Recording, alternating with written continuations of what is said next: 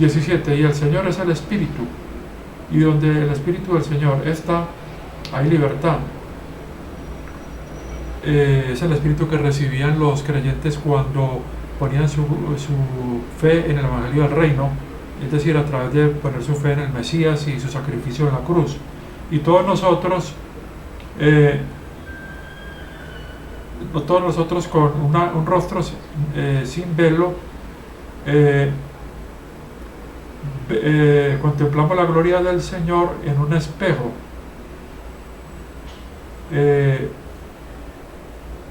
para ser transformados en la misma imagen, de gloria en gloria, aún por el mismo Espíritu del Señor. En todo caso, entonces vemos acá como en estas cartas a los Corintios se está hablando del nuevo pacto, que vuelvo a relacionarlo con el nuevo pacto prometido en Jeremías, que habla de la ley en los corazones, y a través del Espíritu, como acabo de leer ahora en Romanos, de que se cumpla la justicia de la ley. Y entonces también si leyera algún texto de la carta a los Hebreos, que también pertenece a este periodo que acabo de voltear, este periodo del libro de los Hechos, en que se estaba ofreciendo el nuevo pacto, que también pertenece, esta carta pertenece a epístolas que se escribieron durante el periodo de los Hechos, o sea, donde se estaba ofreciendo, como he venido diciendo, el Nuevo Testamento. Entonces voy a poner acá Hebreos 8, del verso 6 y siguientes. En este capítulo se nos habla del Nuevo Testamento, que supera al Antiguo Testamento, que fue a través de Moisés el Antiguo. El Nuevo es el que trae nuestro Señor Jesucristo, o sea, la sangre del Nuevo Pacto. Y acá en este capítulo está el apóstol Pablo mencionándole como se está dirigido a los hebreos, las conveniencias y lo superior que es el Nuevo Testamento, la superioridad que tiene sobre el Antiguo Testamento. Entonces voy a empezar a leer desde el verso 6. Dice el 6, y ahora Él ha obtenido, está hablando acá de nuestro Señor Jesucristo, Él ha obtenido un servicio más excelente, como también un mejor pacto, como también Él es el mediador de un mejor pacto, el cual está en mejores promesas, que ha sido aceptado en mejores promesas. Verso 7, porque si el primero hubiera sido sin falta, un lugar no habría sido buscado para un segundo. Dice el 8. Está mencionando acá entonces que el hecho de que haya un nuevo pacto es porque algo andaba mal o había dificultades en el primero. Dice el verso 8. Porque encontrando falta, Él les dijo,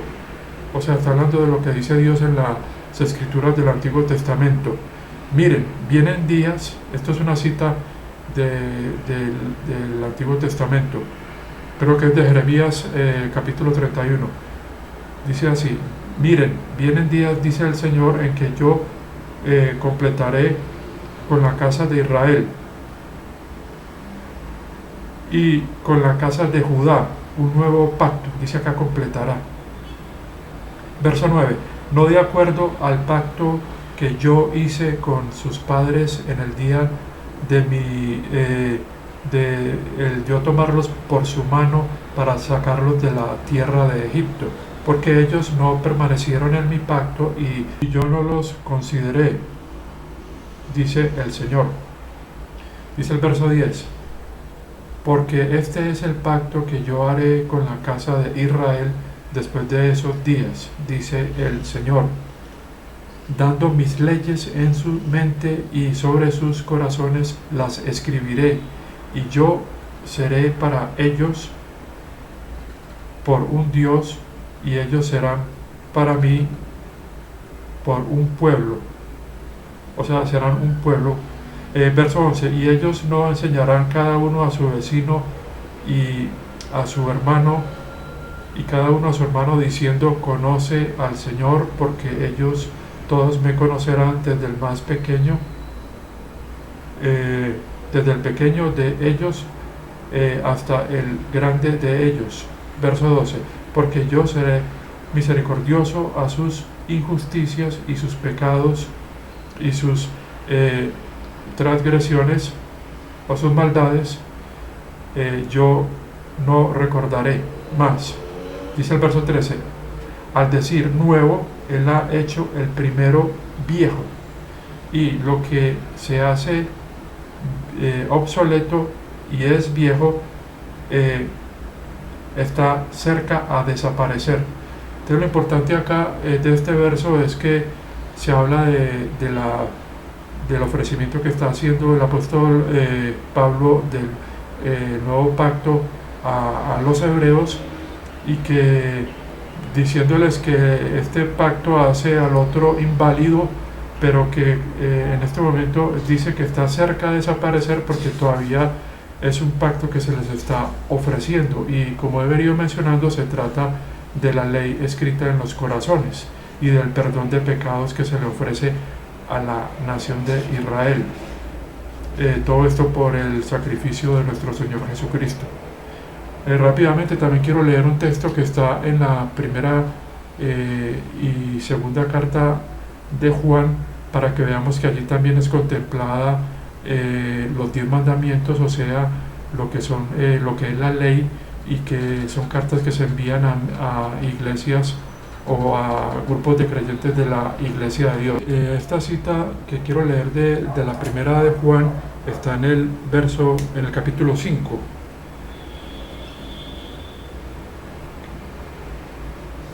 Primera de Juan,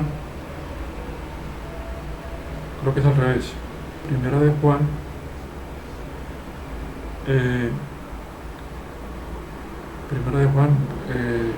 capítulo 5. Y el verso más que todo es, hablamos del primero en adelante.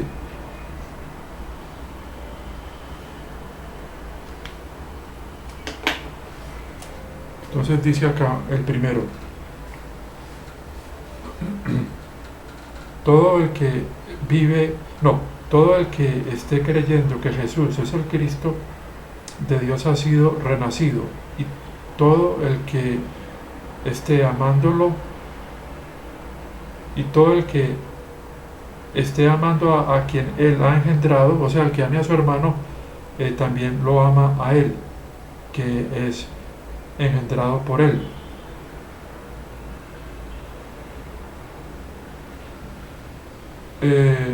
Voy a volver a leer: todo aquel que cree que Jesús es el Cristo de Dios ha sido engendrado,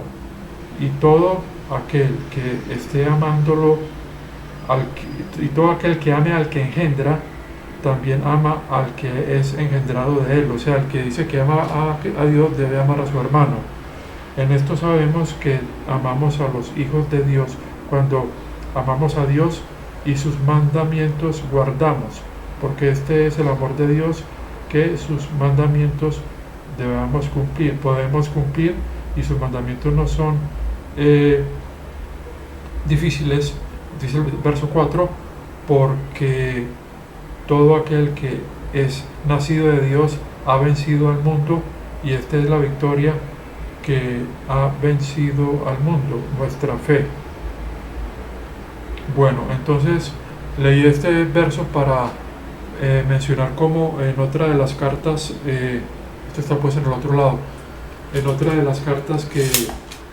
pertenece al periodo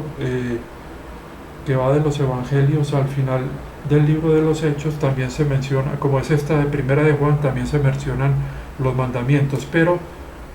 quería también mencionar otras citas que pertenecen a las epístolas de la prisión, que donde está contenida la dispensación de la gracia de Dios. Antes de leer estas citas, quiero referirme a que la importancia de distinguir bien a qué dispensación pertenecen los libros es que no se deben mezclar las diferentes instrucciones, porque si situáramos, por ejemplo,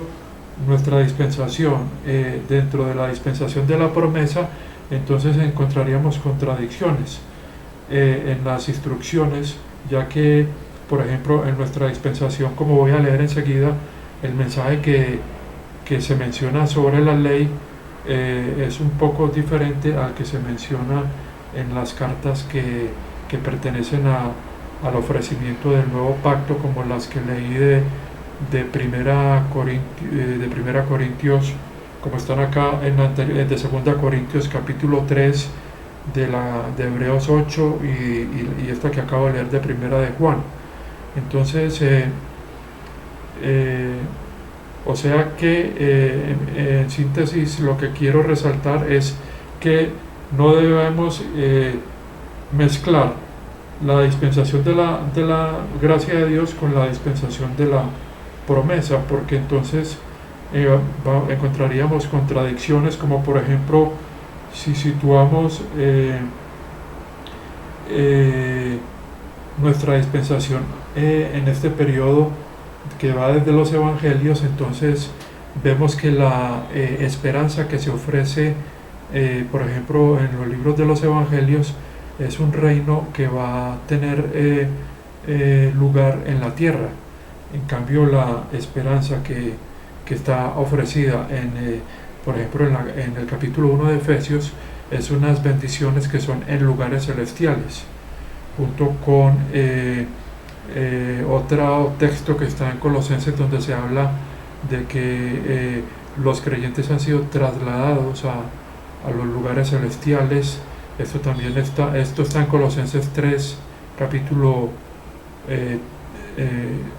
Colosenses capítulo 3, verso 3, y también en el primer capítulo de los Colosenses, en que se habla de que el creyente ha sido trasladado al reino de la luz, y como dice la carta a los Efesios capítulo 1, de que las bendiciones son en lugares celestiales. Entonces vemos, por ejemplo, en los evangelios donde se nos habla, o en la misma carta que acabo de leer de primera de Juan, donde se habla que si confesamos nuestros pecados, Él es fiel y para perdonarnos, y que la sangre nos limpia de cada pecado, de todo pecado. Pero si esto lo comparamos con un texto que está en Colosenses capítulo 2, verso 13, donde se nos dice que todas las transgresiones,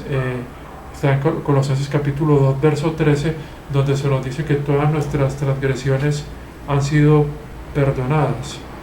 Colosenses 2, capítulo 2, verso 13, dice más o menos lo siguiente: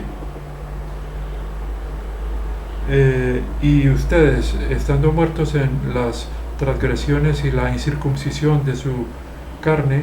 los ha hecho vivir junto con Él, habiendo perdonado todas sus transgresiones, todos sus pecados. Y después aprovecha para leer lo que dice: habiendo borrado la escritura de las ordenanzas que está en contra de nosotros, que era contraria a nosotros, y la ha quitado del camino, habiéndola clavado en la cruz. Bueno, esto es el verso 14. Lo que es diferente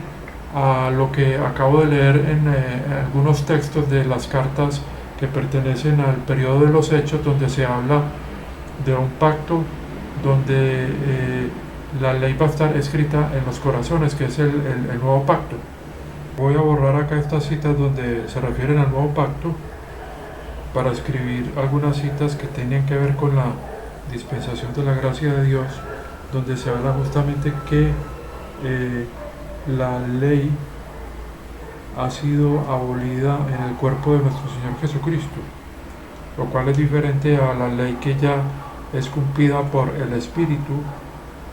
que es la ley del nuevo pacto, que era la ley que los creyentes de la Iglesia de Dios estaban pudiendo cumplir esa justicia a través del Espíritu